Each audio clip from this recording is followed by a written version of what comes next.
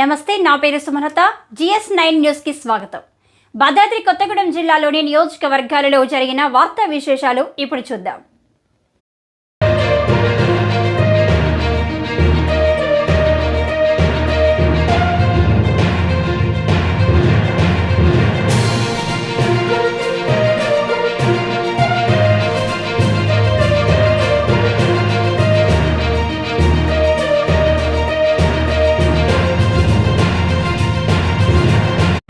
ఈరోజు మా dynamic chairman and main director గారు బలరాం గారి బర్త్డే సందర్భంగా మరి సింగరేణి వ్యాప్తంగా ఆయన జన్మదిన వేడుకలు జరుపుకుంటున్నాము.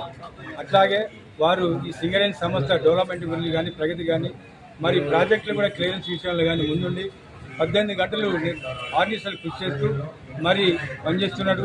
అటువంటి సారు మాకు దొరకడం చాలా సంతోషం. మరి నేనా తనం అనకుండా అందరి కార్మికులకు సంక్షేమంలో ముందండి. గతంలో కూడా కోవిడ్ వచ్చినప్పుడు కూడా రాత్రి 2 గంటలకు 3 గంటలకు పోయి కోవిడ్ రూమ్లో కూడా ఆయన కార్మికులు పరామర్శించి నేను మీకున్నాను, అండగా ఉండేది సింగరేణి ఉన్నది, మీకు ప్రాణాపాయం ఏం లేదు అని వారికి భరోసా కల్పిస్తూ మరి ప్రతి ఒక్క కార్మికులకి రూపాయి కూడా సభ్యత లేకుండా వారికి డెత్ బెనిఫిట్స్ కూడా ₹1 ఇప్పించడం అనేది చాలా గొప్ప విషయం. సింగరేణిలో కూడా ఏ చైర్మన్ కూడా చేయని పరిస్థితి సాధించిండు. మరి నిన్న కూడా మరొక సర్క్యులర్ వచ్చింది. కాంట్రాక్ట్ కార్మికులకు కూడా ₹30 లక్షల వాళ్ళకి బీమా కల్పించడం అనేది చాలా గొప్ప ఘనకార్యం. అది ఎవరికి చేయదు. ఎందుకంటే ఈయన కింది నుంచి వచ్చిన స్థాయి సారు. మరి కార్మికుల బాగోగులు ఎట్లా ఉంటాయో తెలుసు. మరి వారి యొక్క కష్ట సుఖాల విషయంలో ఆయన ముందు వరుసలో ఉండి నేను మీకు తోడుగున్నాను, మీరు సింగరేణి మీరు నడిపించండి, నేను మీకు ఏ హక్కులు కావాలన్నా కూడా ఆ హక్కులను కల్పిస్తూ మరి ఈరోజు సింగరేణిలో మరి ఒక దక్షిణ భారతదేశంలో తలమానికమైన సింగరేణికి చైర్మన్ గారు ఉంటామన్నది మామూలు విషయం కాదు.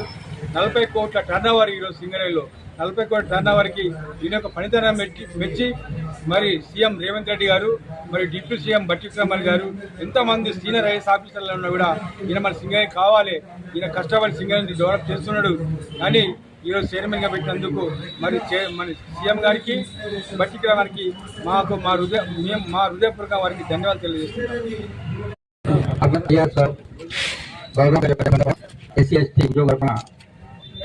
నాయకురావు గారు, సిద్ధి గారు, అందరూ ఆనందరావు గారు అందరూ కూడా నన్ను రమ్మని పిలవటం ధన్యవాదాలు. ఇక్కడ ఇచ్చేసినటువంటి పెద్దలు కోనేరు సిద్ధి గారు, రాజా గారు, పవన్ గారు, ప్రతి ఒక్కరు పేరు పేరున సింగరేణి ఉన్నటువంటి ఆఫీసర్లు అందరూ వచ్చారు. అట్లాగే ఆనందరావు గారు, మా కమిషనర్ గారు, రాజా గారు పేరు పేరున అందరికీ ధన్యవాదాలతోటి నల్గొండ సరౌండే ఎంతోమంది రామన్ గారు ఎంతోమంది ఆఫీసర్లు చైర్మన్ ఎంపీలు చేశారు సింగరేణి. కానీ నాకు తెలిసినంత వరకు ఒక సింగరేణి ఎంపీకి జన్మదిన వేడుకలు ఇంత చక్కగా, ఇంత ఆర్భాటంగా, ఇంతమంది మధ్య జరగడం అనేది ఏంటంటే ఆ మనిషి యొక్క వ్యక్తిత్వం. ఎక్కడో మహబూబ్ నగర్ జిల్లాలో పుట్టినటువంటి చిన్న కుటుంబంలో పుట్టినటువంటి వ్యక్తి చదువుకుని కష్టపడి ఐఆర్ఎస్ అయ్యి సింగరేణిలో డైరెక్టర్ ఫైనాన్స్గా వచ్చి ఆయన పనితీరికి డైరెక్టర్ అయ్యి ఇలా ప్రభుత్వం రాగానే ఆయన్ని చైర్మన్గా చేయకపోయిందంటే ఆయన పనితీరికి నిదర్శనం అని చెప్పి చెప్పాలి తప్పదు. ముఖ్యంగా ఏంటంటే అధికారులు కానీ ప్రభుత్వం నేను ఎప్పుడు చెప్తూనే ఉంటాం.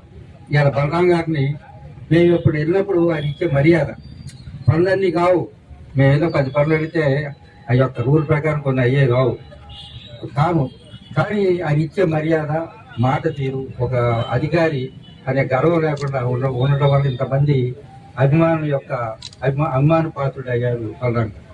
ముఖ్యంగా బలరాం గారికి ఇంతమంది అభిమానులు ఈ సింగరేణి అభివృద్ధిలో ఇలా ఒరిస్సాలో కూడా కనులు స్టార్ట్ అవుతున్నాయి.